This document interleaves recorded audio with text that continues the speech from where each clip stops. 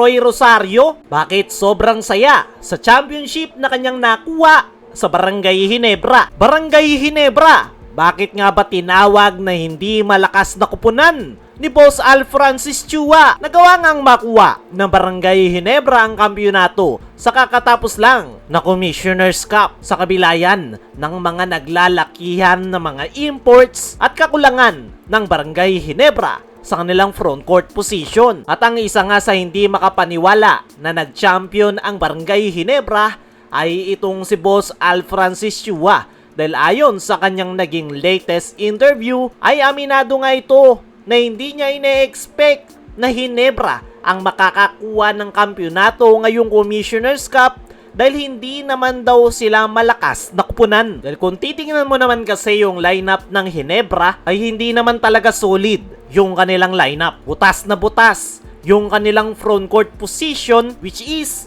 yun nga, yung pinaka naging problema nila buong conference. Yung pinakamalakas na lineup nga na nabuo ng Barangay Ginebra ay noong talunin nila ang Bay Area Dragons dahil meron silang Christian Stan Hardinger na maaasahan sa loob ng painted area, prime pa noon ni Stanley Pringle, LA Tenorio, at mayroon pa silang athletic at super energetic na si Jamie Malonzo. Pero wala na ang mga yan sa Barangay Ginebra. Tapos yung mga pumalik pa ay mga injury prone gaya nila Jeremiah Gray, Isaac Go at iba pa. Medyo nag-improve lang ang Barangay Ginebra pagdating sa outside shooting. Pero the rest, wala na ang Barangay Ginebra. Kaya naman, nag-a-agree ako sa sinabi na yan ni Boss Al Francis Chua na hindi naman talaga malakas ang Barangay Ginebra ngayong Commissioner's Cup. Aminado rin ako mga chong na hindi ko in-expect na magcha-champion ang Barangay Ginebra. Swerte na ang Barangay Ginebra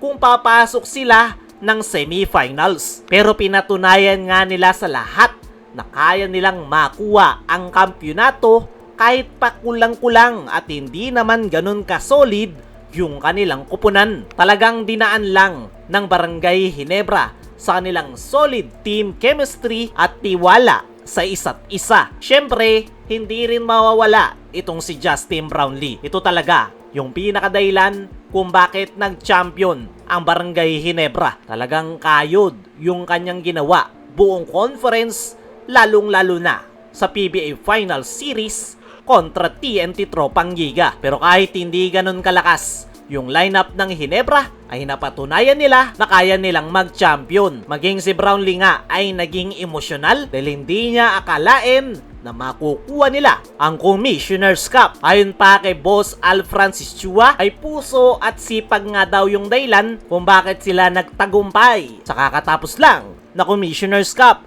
Para sa akin mga chong, isa rin si Boss Al Francis Chua sa dahilan kung bakit nakuha ng Ginebra ang kampyonato. Hindi lang siya basta team governor at team manager ng kanyang kupunan, kundi siya rin yung pinaka nagmo-motivate sa mga Barangay Ginebra players. Nabanggit nga mismo nila Scottie Thompson, Justin Brownlee at iba pa na tinitext at kinakausap nga daw sila ng personal ni Boss Al Francis Chua para hindi mawala yung kanilang kumpiyansa at mas ma-motivate pa. At yan nga yung maganda kay Boss Al. Napakagaling nitong mag-motivate ng kanyang mga players. At kita mo naman yung naging resulta niyan sa Barangay Ginebra. Samantala, Troy Rosario, bakit sobrang saya sa championship na kanyang nakuha sa Barangay Ginebra? Ito nga si Troy Rosario mga chong, ang isa sa pinakamasayang player ng Barangay Ginebra matapos nilang makuha ang kampyonato nitong Commissioner's Cup. Dahil ayon mismo kay Troy Rosario ay hindi daw naging maganda yung kanyang basketball career, kung saan binitawan siya ng TNT sa Blackwater Bossing, at yun daw yung pinakamadilim sa basketball career ng nasabing forward. Pero yun daw yung pinaka nagpatatag kay Troy Rosario. Hindi nga daw sila nananalo sa mga games, kahit umabot nga daw ng quarterfinals ay walang pag-asa. Pero nanatiling positive si Troy Rosario, kaya naman nung naging free agent na ito ay pinili niya ang Barangay Ginebra dahil yan daw yung kanyang dream team mula bata pa. Pero paglipat niya sa Ginebra, hindi rin daw naging madali dahil nung first finals appearance niya sa Ginebra ay hindi niya nga daw nagawang matulungan ang kanyang kupunan dahil sa kanyang iniindang injury. Kaya naman, nung healthy si Troy Rosario, na itong kakatapos lang na Commissioner's Cup Finals ay isa siya sa pinakanaasahan ng Barangay Ginebra.